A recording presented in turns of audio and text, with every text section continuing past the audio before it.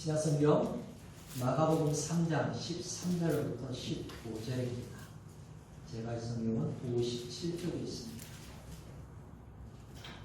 마가복음 3장 13절부터 15절 말씀 찾으셨으면 한 목소리로 합독하겠습니다. 또 산에 고르사 자기가 원하는 자들을 부르시니 나아온지라. 이에 12를 세우셨으니 이는 자기와 함께 있게 하시고 또 보내사 전도도 하며 귀신을 내쫓는 권능도 가지게 하려 하심이러라. 아멘. 오늘 말씀을 가지고 세상을 바꿀 수 있는 교회 이 제목과도 같이 은혜를 나누려고 합니다. 여러분, 아프간 사태, 탈레반이 장악하고 있는 그 아프간 땅을 우리를 도왔던 그 협력자들을 탈출하는 미라클 작전, 그걸 보면서 우리가 딱 주목하는 한 특수부대가 있었습니다. 공군의 공정통제사라고, 원래 정식적인 명칭은 대한민국 공군 전투통제반입니다. 1978년에 창설된 특수부대라고 합니다. 우리가 보니까 영어로 CCT로 되어 있었잖아요.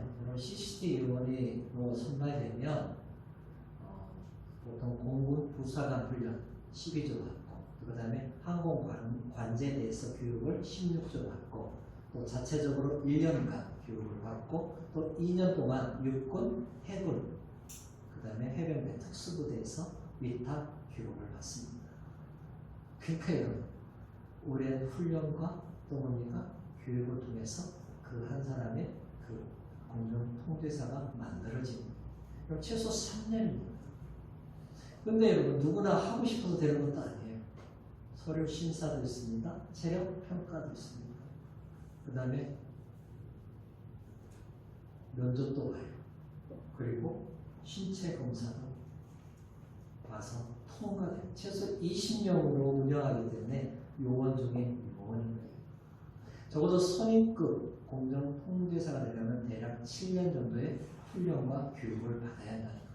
또 더 나아가 교관급 그 공정통제사가 되려면 적어도 13년 이상의 훈련과 교육을 받아야만이 그런 정예의 특수요원이 될 수 있다고 합니다. 그럼 우리가 이것을 보면서 뭐를 생각했냐면 아마추어와 프로가 다른 것을 생각해 보았습니다. 여러분, 아마추어와 프로가 차이점이 뭐예요? 아마추어는 그 일을 취미로 한다는 거예요. 근데 프로는 그 일을 뭐예요? 직업으로 합니다. 그래서 우스갯소리가 있잖아요. 아마추어는 뭐예요? 돈을 받지 않고, 프로는 돈을 받고 그 일을 한다는 거예요. 이 아마추어는 뭐예요? 몸보다 마음이 앞서서 뭡니까? 움직이기 때문에 실수를 많이 합니다. 그러나 프로는 다시 아마추어로 돌아갈 수 없습니다. 자신의 몸이 그것을 기억하고 있기 때문에.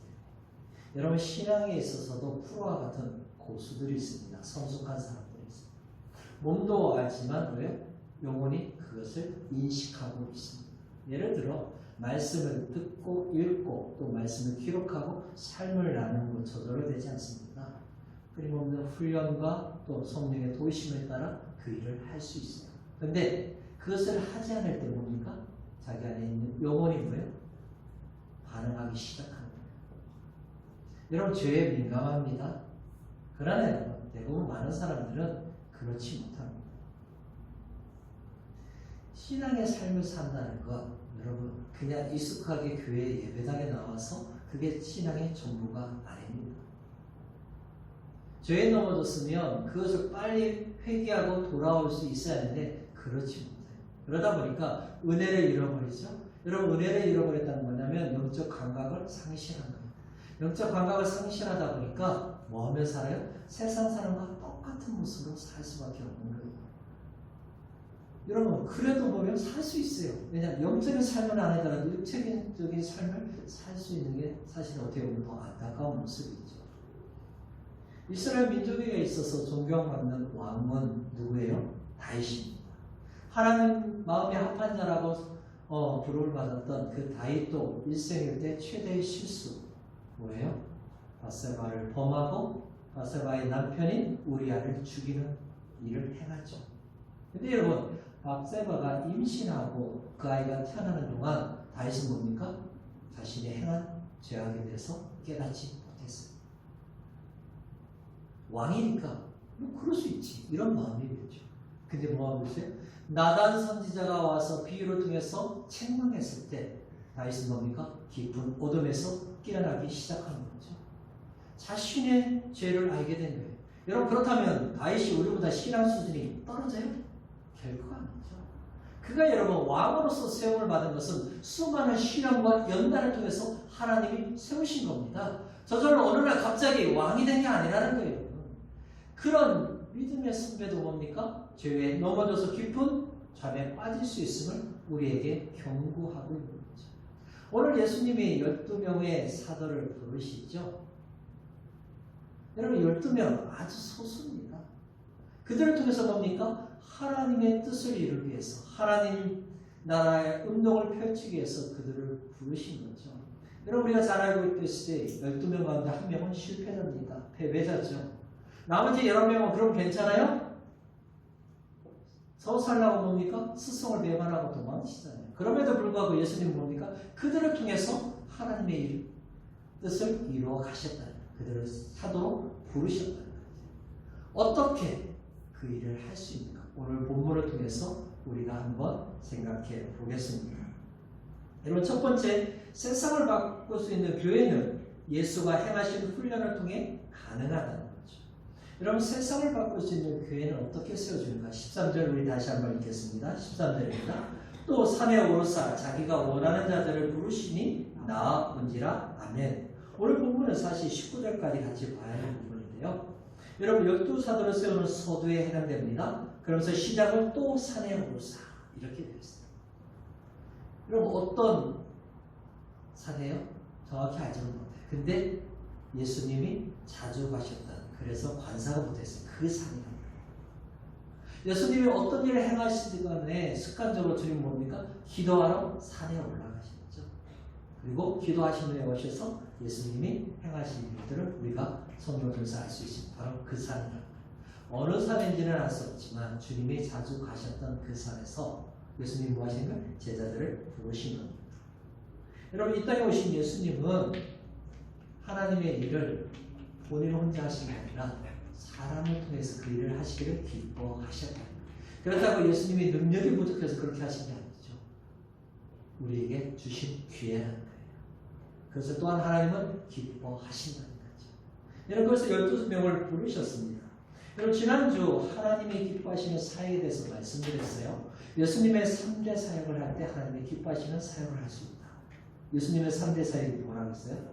가르치고 전파하고 고치시는 사역. 하나님의 뜻을 행하기 위해서 사람을 부르신 겁니다. 여러분 스승이 제자를 부르는 이유가 뭡니까? 자신이 가지고 있는 뜻과 목적을 가르쳐서 훈련시켜서 그대로 행하기 위해서. 한마디로 말하면 뭐예요? 훈련시키기 위해서 제자를 부르신 거죠. 일명 우리가 보통 뭐라고 얘기해요? 제자훈련이라 이렇게 말하기도 합니다. 그럼 바울은 골로새서에서 이런 말씀을 전했죠. 골로새서 1장 28절부터 29절에 우리가 그를 전파하여 각 사람을 권하고 모든 지혜로 각 사람을 가르치면 각 사람을 그리스도 안에서 완전한 자로 세우려 함이니 이를 위하여 나도 내 속에서 능력으로 역사하시는 이의 역사를 따라 힘을 다하여 수고하노라. 아멘. 여러분 사도는 예수를 믿지 않는 사람들에게 복음을 전해서 예수 믿게 하고 또 그가 속한 교회의 삶이 무엇인가를 가르쳤다. 한마디로 말하면 신자를 만드는 훈련을 시켰다는 거예요. 여러분 그 훈련을 위해서 뭐 하셨다는 거예요, 여러분? 사람들을 불렀다는 거죠. 여러분 명칭이나 뭐 호칭이 다양할 수 있어요. 한마디로 말하면 뭐예요? 예수 믿는 사람으로 훈련시키셨다. 여러분 아기가 태어납니다. 아기가 태어나면 저절로 자랍니까? 그 아이가 한 사람의 인격체로 성장하기 위해서는 뭐예요? 돌봄이 있어야 하죠. 또 그 다음에 먹여야 합니다. 입혀야 합니다. 씻게 합니다. 끊임없는 관심과 섬김과 희생을 통해서 한 아기가 한 인격체로 세워질 수 있는 거죠. 이런 마찬가지로 불신자가 예수 믿어서 성도가 되면은 저절로 신앙이 자랍니까? 훈련받지 않으면 하나님이 기뻐하시는 제자로 세워질 수 없고 세상을 바꿀 수 있는 사람으로 만들어질 수 없는 거예요. 그래서 여러분 훈련은 선택이 아니라 필수입니다. 그러면 무엇을 가지고 우리가 훈련하느냐? 어떤 걸 가지고 훈련해야 돼요? 그것은 우리가 성경을 통해서 답을 찾을 수 있습니다. 시편 105편 17절로부터 19절에 이런 말씀이 있습니다. 그가 한 사람을 앞서 보내셨으며 요셉이 종으로 발렸도다. 그의 발은 착고를 차고 그의 몸은 쇠사슬에 매였으니 곧 여호와의 말씀이 응할 때까지라. 그의 말씀이 그를 단련하였도다. 아멘. 저기를 보십시오. 19절 하반절에 그의 말씀이 그를 단련하였도다. 여러분 요셉이 총리가 되기까지 그의 인생 속에서 뭐가 있었다고요? 혹독한 하나님의 연단이 있었는데 하나님의 말씀이 응할 때까지 그의 인생은 뭡니까? 주의 말씀대로 그를 뭐예요? 훈련시켰다는 거예요. 여러분 10대 때부터 30살이 되기까지 요셉은 뭡니까? 하나님의 연단 훈련을 받는 거예요. 그래서 왜 요셉을 먼저 애굽으로 보내셨죠? 이스라엘이라는 그 민족 나라를 세우는 틀을 준비하기 위해서 요셉을 애굽으로 먼저 보낸 거예요. 근데 여러분 그 보낸 방법을 보십시오. 사신으로 간 게 아니잖아요.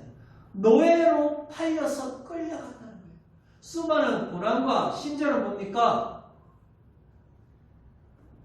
감옥에 갇히기까지 그는 철저하게 낮아지고 죽는 하나님의 연단을 받았다는 거예요. 왜 그렇게 요셉을 하나님이 훈련시켰죠? 고귀하게 쓰기 위해서 하나님이 훈련하셨다는 거예요.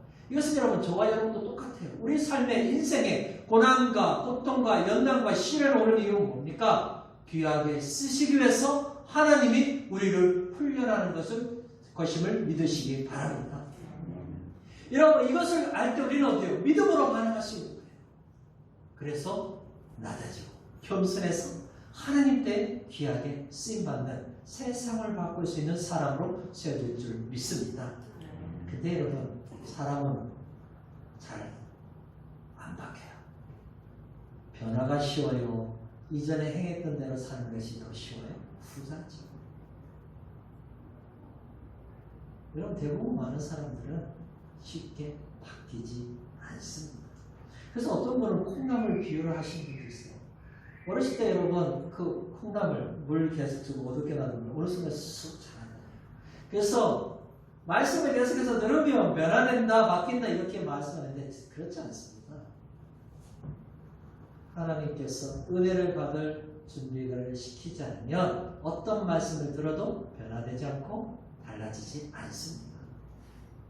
여러분 신앙생활을 오래 앉아서 사람이 달라지고 변화되고 하나님의 뜻이 이루는 게 아니에요. 여러분 하나님의 은혜가 임해야 변화되고 달라지는 거예요. 그 은혜에 순종할 때 변화가 일어나는 거예요. 여러분 그렇다고 성경을 잘 알면 그대로 삽니까? 여러분 지금까지 얼마나 여러분 말씀 많이 들었어요. 그럼 그 들은 말씀대로 여러분 순종하고 실천하며 살아왔냐 이게. 우리가 여러분 몰라서 행하기보다는 뭡니까? 알아도 불순종하기 때문에 안 하는 거예요. 근데 여러분 우리가 실천하지 않으면 뭐가 안 일어나요? 변화가 안 일어나요. 그것은 세상을 바꿀 수 있는 제자가 될 수 없다는 말입니다. 그래서 여러분 사람은 아는 대로 행하는 훈련을 반드시 받아야 하는 거예요. 오늘 예수님이 그것을 위해서 누구의 사람을 부르신 거예요. 그래서 그 부름 앞에 그들이 나온 것입니다. 여러분 예수님이 제자를 뽑는 기준이 있죠. 오늘 본문에 보니까 뭐예요 여러분? 자기가 원하는 자들 이렇게 말하고 있어요. 하나님 나라를 위해서는 철저하게 자기 부인과 희생이 있어야만이 가능하기 때문에 예수님 보면 주도적으로 제자를 뽑으셨어요. 여러분 사람이 원한다고 아니면 추천받아서가 아니라 뭡니까? 예수님이 친히 선택하셨다는 거죠.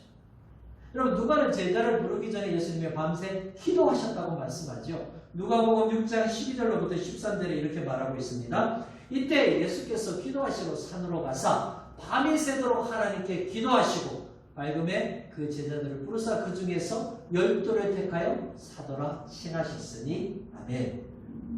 여러분 진정한 훈련을 위해서는 뭐예요? 소수라는 거예요. 여러분 1대1이 가장 훈련하기 좋은 인원입니다. 여러분, 누군가를 가르치고 훈련시킨다는 것은 엄청난 에너지와 내가 가지고 있는 모든 것들을 드리는 거예요. 인격적인 것을 주기 때문에 뭡니까? 1대1이 가장 좋은 거예요. 여러분, 그 말은 뭐냐면 부모는 반드시 자녀들을 제자화시켜야 한다.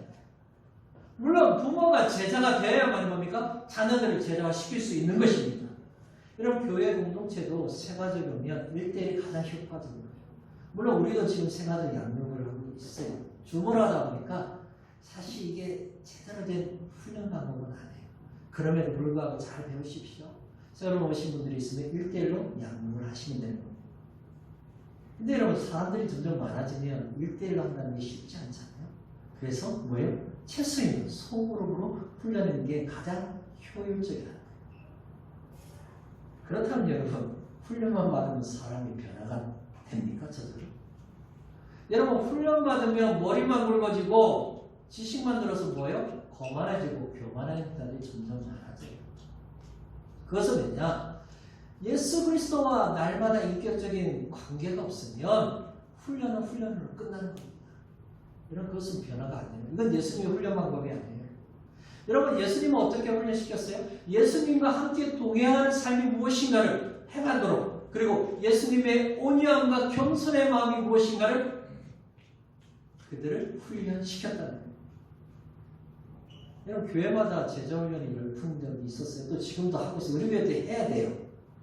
근데요, 변화를 경험한 분도 있지만 대부분 왜 변화가 잘 안 일어나요? 그건 뭐예요?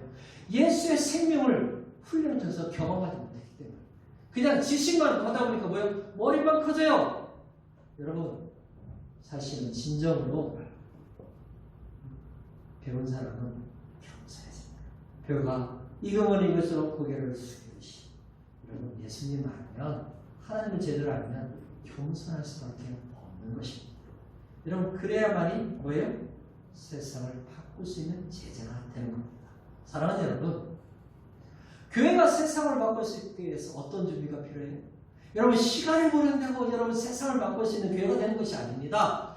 하나님의 말씀으로 연단이 되어야만이 세상을 바꿀 수 있는 교회로 준비되는 거예요. 말씀대로 훈련하고 훈련한 대로 행할 때 뭡니까? 바로 주님과 함께 동행하는 것이 무엇이며 기도의 맛이 무엇인가를 깨닫게 되는 거예요. 여러분, 말씀과 기도가 중요한 걸 목사가 아무리 강조해도 여러분 쉽게 여러분 하세요 안 하잖아요. 그러나 주님과 인격적인 교제를 하면 여러분 말씀을 읽으시고 제발 이거 말씀대로 사십시오. 안 해도 그대로 합니다. 여러분, 지금은 기도할 때입니다. 기도로 깨어 있으십시오. 강조 안 해도 무릎을 꿇게 되어 있습니다. 여기까지 오는 것은 시간을 통해서 된 게 아니에요. 말씀을 통해서 훈련받았을 때 세상을 바꾸는 교회로 세워지게 되는 것이죠. 여러분, 그래서 예수님은 이 중요한 사명을 위해서 밤새 기도하시고 사람을 부르신 거예요. 그래서 그들을 통해서 세상을 바꾸는 사람으로 만들고 계신 거죠. 여러분, 세상은 이런 부르심에 따라 순종하고 훈련된 사람들을 통해서 변화가 이루어지는 것입니다. 우리가 그 부르심 앞에 순종하고 훈련되어서 세상을 바꾸는 저와 여러분 되시기를 주님의 이름으로 축복합니다. 아멘. 두 번째, 마지막에 세상을 바꿀 수 있는 교회는 훈련대로 받은 훈련대로 행할 때 가능하죠. 그럼 14절 15절 우리 다시 한번 읽어보겠습니다. 이에 12를 세우셨으니 이는 자기와 함께 있게 하시고 또 보내사 전도도 하며 귀신을 내쫓는 권능도 가지게 하려 하심이로라. 아멘. 12명이라는 사도를 불렀는데요. 이들의 모습 보십시오. 직업도 다양해요. 정치적인 성향도 달라요. 여러분, 그렇다고 사회적으로 잘 나간 자들도 아닙니다. 여러분, 이런 분들이 하나 되어서 섞인다는 건 쉽지 않죠. 근데 주님은 뭡니까? 이들을 훈련시켜서 하나님의 뜻을 이루어 가셨다. 이 땅에서 하나님 나라를 전파하는 사람으로 만들어 가셨다는 거죠. 여러분, 12이라는 숫자는 이스라엘을 상징하는 숫자죠. 여러분, 결국 이들이 세워진 것은 뭡니까? 전적인 하나님의 은혜라는 겁니다. 여러분, 그래서 하나님 그리스도가 주도적으로 이를 부르신 거죠. 이 말은 저와 여러분도 똑같습니다. 우리가 하나님의 부름을 받았다는 것은 전적인 하나님의 은혜라는 겁니다. 이 세상에서 거룩하고 흠이 없는 자로 하나님 나라를 전파하는 자로 우리를 부르셨다는 거예요. 이것은 하나님의 은혜로 우리를 부르신 거죠. 여러분, 제자답게 거룩하고 흠없는 사람을 세우기 위해서는 훈련을 받아야 합니다. 그 훈련을 받아야만이 세상에 살고 있는 불신자들에게, 교회는 다르지만 변화되지 않는 그들에게 하나님께 영광 돌리는 삶이 무엇인가를 보여줄 수 있는 것입니다. 여러분, 그리스도인은 누굽니까? 세상으로부터 부름을 받아 가르치고 전파하고 고치는 이 주님의 사역을 훈련받아 세상에 나가서 다시 전하는 자가 바로 그리스도입니다. 주님은 바로 그들을 위해서 부르신 거죠. 여러분, 예수님이 그들을 훈련하여 세우신 목적 세 가지가 나오죠. 뭐예요? 주님과 함께 있게 하시고 보내사 전도하며 귀신을 내쫓는 권능도 가지게 하려 하심이라 말하고 있습니다. 여러분, 자기와 함께 있게 하시기 위해서 예수님을 훈련하신 거예요. 여러분, 예수님은 지금처럼 어떻게 훈련하셨어요? 지금은 뭡니까? 일주일에 한 번? 이런 이 방법이 아니에요. 함께 살고 함께 삶으로 주님이 어떻게 말씀하시고 어떻게 기도하시며 어떻게 사람들을 만나고 어떻게 사람들에게 다가가는가를 친히 보고 듣고 알도록 하셨다는 거예요. 그럼 사람은 언제 바뀌어요? 언제 훈련이 돼요?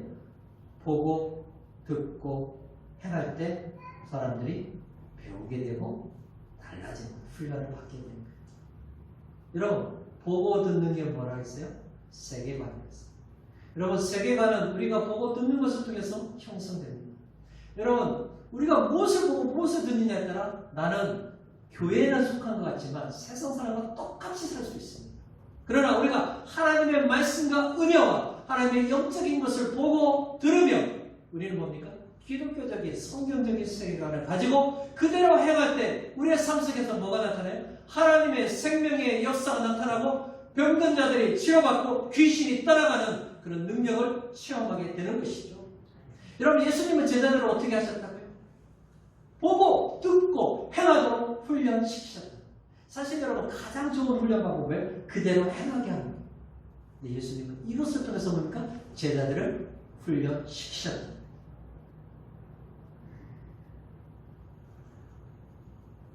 이게 가능한 것이 어디예요? 가정인 말입니다. 여러분, 우리 정말 하나님 앞에 탄식하면서 회개할 것이 그거예요. 우리 아이들을 제자화시키지 못한 걸 여러분 가슴 아파요.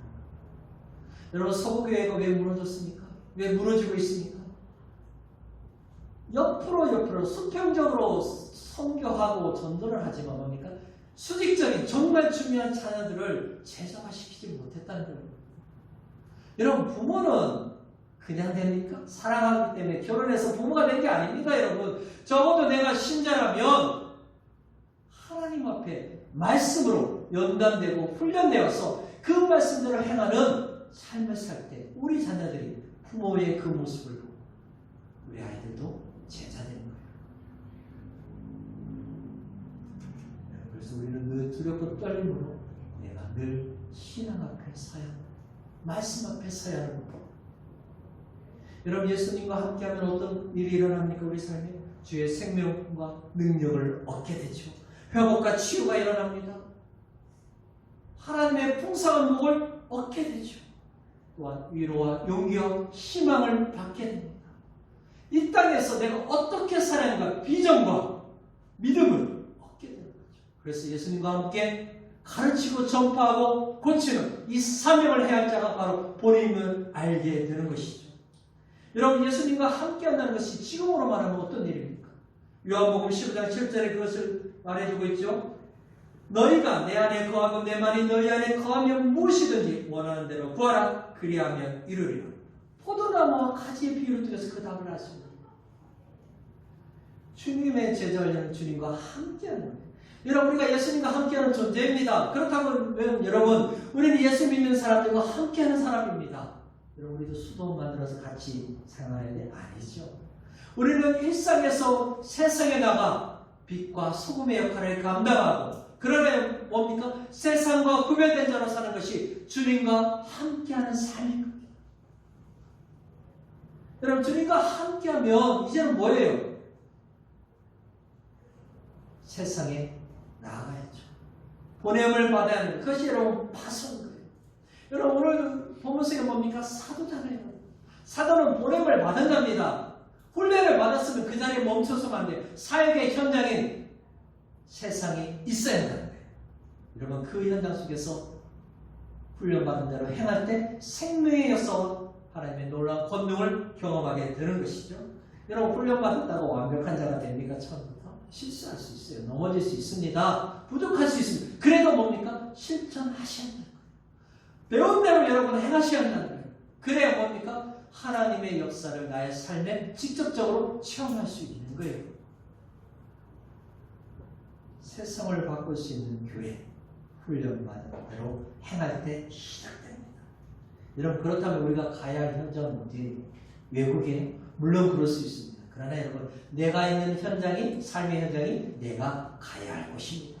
그것이 여러분 가정이 될 수 있고 학교가 될 수 있고 직장이 될 수 있는 그곳에서 여러분 말씀대로 훈련받은 대로 뭐예요? 행할 때 하나님의 생명의 역사가 흘러가고 하나님의 놀라운 권능을 체험할 수 있는 것이죠. 여러분 사역의 현장 속에서 무엇하라고 말하고 있습니까? 전도도 하며 귀신을 내쫓는 권능을 행해야 한다. 두 가지죠. 사역의 현장 속에서 행하려는 두 가지. 말씀 사역과 뭐예요? 치유 사역, 즉 봉사 사역. 여러분 예수님의 이 3대 사역 전하고 가르치고 고치는 사역은 결국 뭐예요? 말씀 사역과 봉사 사역입니다. 그럼 베드로전서 4장 11절에 이렇게 말하고 있습니다. 만일 누가 말하려면 말씀 사역이잖아요. 하나님의 말씀을 하는 것 같이 하고 누가 봉사하면 봉사 사역이잖아요. 하나님의 공급하시는 힘으로 하는 것 같이 하라. 이런 범사에 예수 그리스도로 말미암아 하나님이 영광을 받으시게 하려 함이니 그에게 영광과 권능이 세세에 무궁하도록 있느니라. 아멘. 베드로는 여러분 예수님한테 배울 대로 뭡니까? 말씀 사역과 봉사 사역을 했다는 거예요. 훈련받은 대로 자신의 삶의 영역 속에서 뭐한 거예요? 세상에서 그대로 순종했을 때 변화가 일어나는 거죠. 물론 여러분 오늘 본문 속에는 전도만 나옵니다. 그러나 우리가 성경 사복음서를 보면 뭡니까? 예수님이 가르치게 하라. 이것을 지켜 행하게 하라. 여러분 결국 뭐예요? 교육과 가치다. 말씀 사역을 하는 거예요. 여러분 결국 봉사는 뭡니까? 말씀 사역을 행했을 때 겉으로 드러나는 증거가 바로 뭐예요? 치유 사역이요? 봉사 사역입니다. 여러분 우리가 하나님의 말씀에 붙들려서 그대로 살아갈 때 우리 삶에 뭐가 나타나요? 하나님의 놀라운 권능이 나타나는 거예요. 여러분 어둠의 영이 떠나가는 거예요. 귀신들이 쫓기고 병든 자들이 치유받는 역사가 일어나는 것이죠. 이렇게 결국 치유 사역이 봉사 사역은 뭐예요? 하나님의 말씀을 증거하는 것을 겉으로 증거하는 보여주는 사역인 거죠. 사랑하는 여러분, 세상을 바꿀 수 있는 교회는 어떤 데 가능해요? 훈련받은 대로 행할 때 이루어집니다. 여러분 우리가 예수와 함께 동행하는 것이 그리스도인이잖아요. 세상에 살지만 구별되어 살 때, 즉 말씀대로 순종할 때 우리가 그때 뭔가 일어나요? 생명의 역사가 일어나고 하나님의 놀라운 권능을 체험하게 되는 것입니다. 여러분 일평생 습관적으로 예배에 참석하도록 우리를 부르신 것이 아닙니다. 부르신 그대로 주님과 함께 동행하며 훈련받아서 그 훈련받은 대로 나아가 복음을 전파할 때 하나님의 놀라운 권능을 경험하는 자로 우리를 부르신 겁니다. 여러분 그것이 바로 저와 여러분이 이 땅에서 행해야 할 놀라운 사명인 줄 믿으시기를 바랍니다. 아멘. 이런 말씀을 맺겠습니다. 훈련받지 않는 성도는 세상을 바꿀 수 없습니다. 여러분 우리는 철저하게 우리 삶에 하나님 주신 말씀의 연단 훈련을 받아야 합니다. 여러분 그때 믿음으로 우리가 순종할 때 우리는 뭡니까? 우리 삶의 변화를 경험하게 될 것입니다. 여러분 보십시오. 여러분이 살아오면서 나를 통해서 변화된 사람이 반드시 있어야 합니다. 여러분의 가까운 사람들이 여러분의 변화된 모습을 봐야 하는 것이죠. 아빠, 엄마 정말 예수 믿더니 달라졌네요. 여러분 이것이 진정한 뭡니까? 하나님의 부르심을 받은 성도의 삶인 것입니다. 여러분 그리할 때 우리 자녀들도 엄마 아빠가 믿는 예수 그리스도를 제대로 믿고 그들도 세상을 바꿀 수 있는 사람으로 세워주는 것입니다. 그냥 살다가 죽는 것이 인생이 아닙니다. 한 번 사는 인생, 하나님의 그 부르심 앞에 여러분 우리는 뭡니까? 세상을 바꾸는 교회, 세상을 변화시키는 성도, 하나님의 제자로 세워져야 하는 것이죠.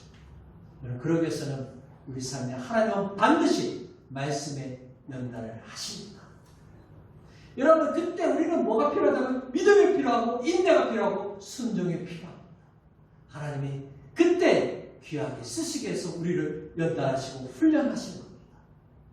그 훈련받은 대로 우리가 삶의 영역에 나가서 복음을 전하고 말씀대로 순종하며 어둠의 영도 떠나가고 하나님의 놀라운 역사를 우리 삶에 경험하게 될 줄 믿습니다.